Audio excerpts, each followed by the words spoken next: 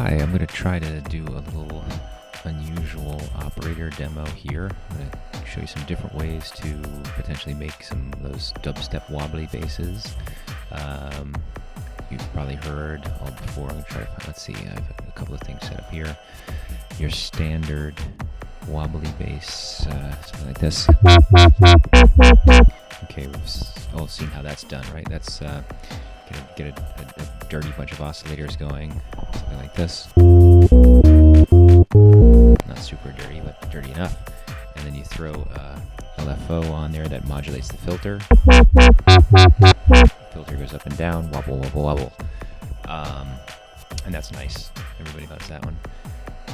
But a lot of people like to use massive, excuse me, massive synth from Native Instruments. I like to use it myself. It's pretty cool, particularly because of the wave shaping capabilities it has. So it kind of creates this really kind of wobbles between these different spectrum of sounds. You get this real kind of really cool, shifting, phasey kind of stuff. And I was wondering, wouldn't there be some way to do that in Operator? So I kind of started kicking around some ideas, and I have two other little kind of wobbly things going on here for you to try. A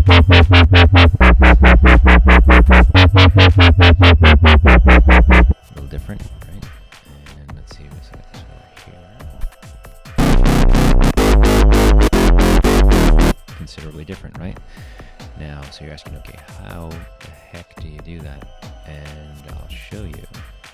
So, okay, I open up a new MIDI track here. I'm going to start from scratch. Standard stuff over here.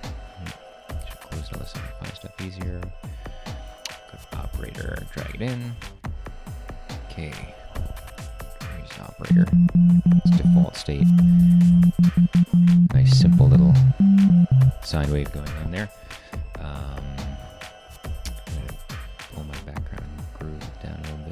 Want to have something in the background. Okay, so to start off, Operator is amazing. It is far more than it appears at first. It has a lot of cool FM kind of capabilities in here. This is our little algorithm here that shows how our oscillators or operators are all stacked up playing into one another. The default is to have one, which is really the output. So if I turn these guys off and I play that note right now, you hear just that the main, the carrier, I think we used to call them. And then you can modulate the different operators with one another.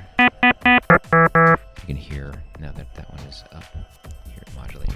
It adds lots of nice overtones and things to the sound there.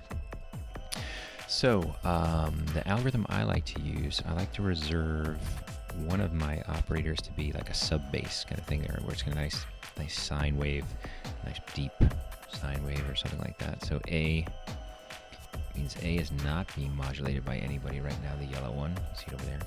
Green is going to be modulated by these two guys. So we're going to start off with A, the yellow guy, and it's just going to be a simple sine wave. I'll bring this all, use the transpose to bring everybody down. So we're doing bass here anyway. So it's nice and bassy going on there in the background. Pretty basic bassy thing. Maybe we'll make it a little bit grittier or something. Square wave. No, that's too much. Go back to 8-bit sine wave maybe.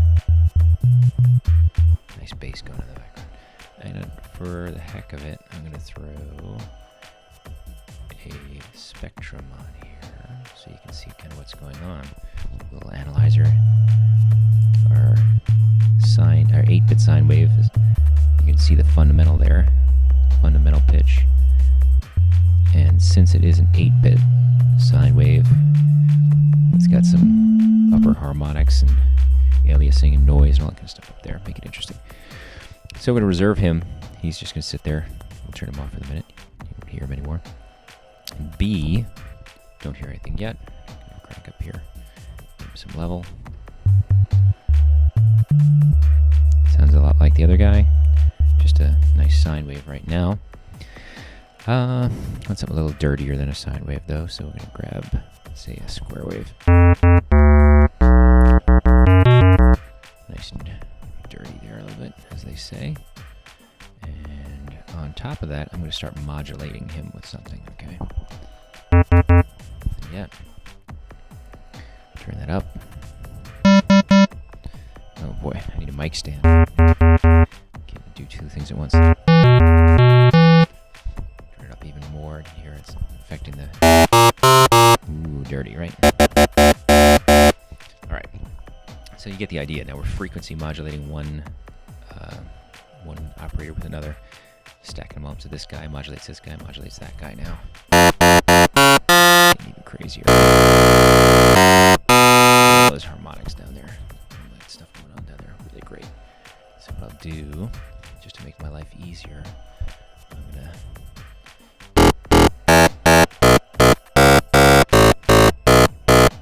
I don't know what that was, but I'm gonna just play it.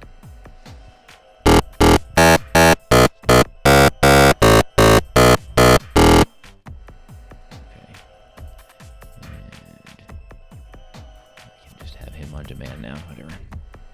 Okay,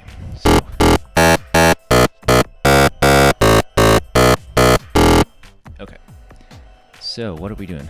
Well, to create the wobbling sound, I want to do. I'll create another real simple. Oops.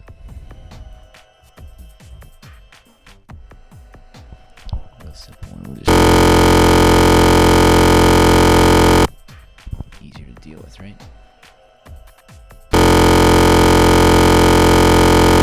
Down a little bit so you can hear me. But now watch this. Hear that?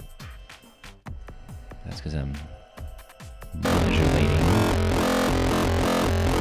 the level of one of the operators on there. I'm changing the FM amount around, basically. Okay, so now we've got this. There's the idea, right? I'm going to modulate these guys and get that kind of massive sound out of it, right? The waveform is changing, not just being filtered out. It's really doing some cool, funky stuff. Before I go too haywire with it, I'm going to kick the fine tune off just a little bit, which is naturally going to kind of give it a little bit of grit there. Okay, so now we're going to modulate, get something kind of getting that crazy. So I'm going to come over here, grab my LFO like you're used to dealing with, but I'm not going to modulate pitch. And I'm not going to modulate the filter, not for starters. Instead, what I'm going to do is I'm going to use destination B down here. I'll turn this on. This is destination B. And I'm going to control the volume of operator C. Okay? So the volume of operator C means it's going to be doing this little thing here, like I normally would. Let's turn that up. Look at that. And we'll sync it. Alright. Got that? Here it comes. Alright, so voila, there it is. And if you want, you can even modulate the filter too, I guess. Kind of gives a little bit more. And we'll kick back our sub. So there you go. There you have it. Real quick, real simple. Nice, lots of low frequency energy here. A lot of grit up there. So nice and dirty. So that's my first voiceover tutorial. Hopefully it helped. Hopefully it was interesting. I'll just turn it back up a little bit.